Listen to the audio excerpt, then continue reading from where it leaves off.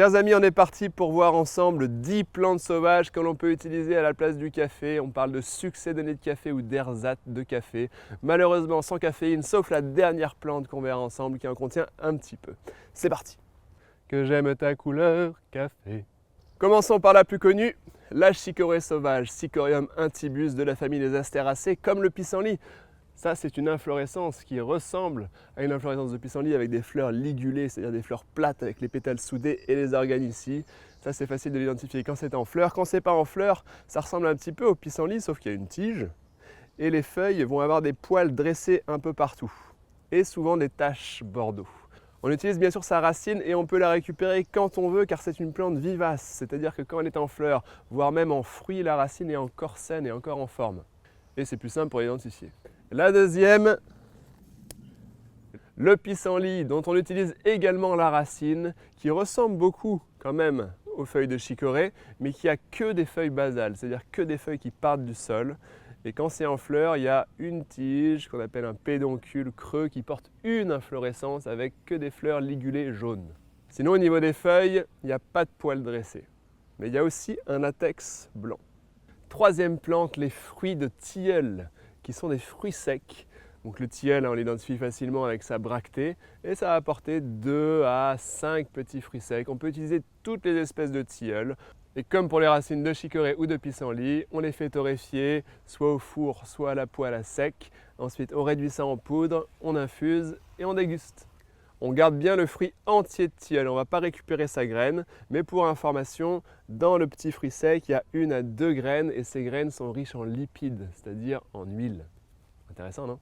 Et pour rester sur la thématique des fruits oléagineux, c'est-à-dire qui contiennent des lipides, on peut citer les faînes de hêtre, qui vont être à maturité à partir du mois de septembre, qui sont des fruits à plusieurs faces, polygonaux. On enlève la peau dure, et c'est vraiment l'intérieur qu'on va torréfier. On peut d'ailleurs manger comme ça, c'est très agréable, ça a un goût un peu d'amande. Moins connu, on peut faire la même chose avec les noisettes du noisetier.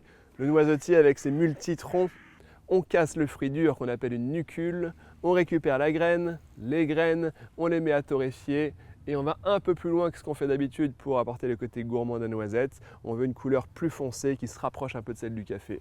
Pour information, les noisettes sont à maturité à partir du moment où elles tombent au sol. Avant de continuer, au cas où vous ne le saviez pas, on propose des balades et des stages principalement en région parisienne sur la cueillette des plantes et des champignons à l'automne. Et on a également des formations en ligne très complètes. Vous trouverez tout ça sur notre site lechemindelaNature.com. Toujours une plante oléagineuse, c'est-à-dire qui contient des lipides, ça va être les petits fruits secs de l'églantier Rosa canina, les petits fruits secs qui se trouvent dans le cynorrhodon, qui finalement on appellerait le fruit. Le cynorrhodon qui est rouge. Donc quand il est à maturité vers le mois de septembre, octobre, novembre, vous pouvez les récupérer. Vous prenez à l'intérieur les petits fruits secs, vous les nettoyez pour enlever les poils à gratter. On l'appelle gratte-cul, c'est à cause de ces poils. Et vous pouvez ensuite utiliser la chair rouge pour faire des confitures, des sirops, c'est trop bon. Et très riche en vitamine C. Et donc c'est ces petits fruits secs, une fois nettoyés, que vous allez mettre à torréfier, réduire en poudre et faire votre succédéné de café. Ça c'est moins connu. Une autre, juste à mes pieds, ici, l'orge d'aira, un orge sauvage qui justement peut être torréfié comme de l'orge. L'orge fait partie des nombreuses plantes qu'on utilise en succédéné de café. Alors pour ce faire, on le récupère quand il est bien sec. Vraiment la couleur des champs de blé, vous savez, couleur or. Bien sec, on peut le mettre dans un sac en tissu, on frotte pour que les grains tombent dans le fond du sac.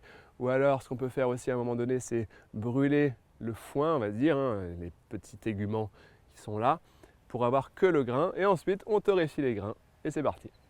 L'orge d'aira appartient à la famille des poacées, comme le blé, l'orge, l'avoine, le seigle, etc. Et il semblerait que toutes les plantes de cette famille peuvent être utilisées comme succédéné de café. Dans cette famille, les feuilles sont très allongées avec des nervures parallèles, elles sont engainantes de la tige, et les inflorescences sont appelées des épillets, avec des fleurs très proches de la tige, on parle donc d'épis aussi. Et les fruits sont appelés des caryopses, des fruits secs, durs, dont la partie, on va dire, extérieure par-dessus la graine est collée à la graine. L'orge d'aira, c'est vraiment une des plus faciles et une des plus abondantes plantes sauvages de cette famille. On l'identifie facilement avec ses arêtes dirigées vers le haut, ça ressemble vraiment à de l'orge. Deux nouveaux fruits, chers amis. les glands des chênes, parce qu'on peut utiliser les glands de tous les chênes. Les chênes du sud de l'Europe, chêne vert, chêne kermès, chêne liège, mais aussi les chênes du nord, chêne Cécile, chêne pédonculé, etc., etc. Les chênes du monde entier d'ailleurs. Les chênes du nord sont en général plus tanniques, ils vont contenir des tanins qui assèchent la bouche, qui sont astringents, âpres. Donc c'est quand même mieux avant de retirer un peu de tanin en faisant bouillir les glands. N'hésitez pas à les faire bouillir en les réduisant en purée avant, ça va plus vite. Et après on torréfie, comme ça on peut en consommer plus. Mais vous pouvez les torréfier directement sans retirer les tanins car la torréfaction va réduire énormément les tanins. Mais dans ces cas-là, c'est mieux d'en consommer en moins grande quantité. Deuxième fruit, les châtaignes du châtaignier qui commencent à tomber, en tout cas en région parisienne, à partir du mois d'octobre. C'est très très sympa aussi à faire. C'est un peu moins connu, les succinellés de café à partir des châtaignes, mais à tester. Et on termine par roulement de tambour. Le gaillet gratteron, de la même famille que le café, la famille des rubiacées. Et ben on va utiliser ces petits fruits secs là par deux qui s'accrochent aux vêtements, aux animaux. Stratégie pour disséminer les graines. Le gaillet gratteron est un des meilleurs succinellés de café et en plus contient un petit peu de caféine. Chouette, non? Pour l'identifier, il va avoir les feuilles comme ça qui font le tour de la tige. On parle de feuilles en verticille. Il s'accroche aux vêtements. Une tige carrée, voilà, facile à identifier. En Angleterre, il a été appelé le café des riches parce qu'il était vendu cher. C'est du taf pour récupérer ça et en faire du café. Alors et vous, quelles sont vos expériences de succinellés de café? Lesquelles vous préférez? Lesquelles vous avez déjà testé? N'hésitez pas à me mettre tout ça en commentaire. Et si vous avez apprécié la vidéo, n'hésitez pas aussi à mettre un like, à la partager autour de vous. Et puis si vous voulez apprendre tout ça avec nous sur le terrain, je vous rappelle qu'on propose des balades et des stages en région parisienne. Et si vous voulez vraiment approfondir et aller plus loin, on a des formations en ligne très complètes que vous trouverez sur lechemindelature.com. Ciao!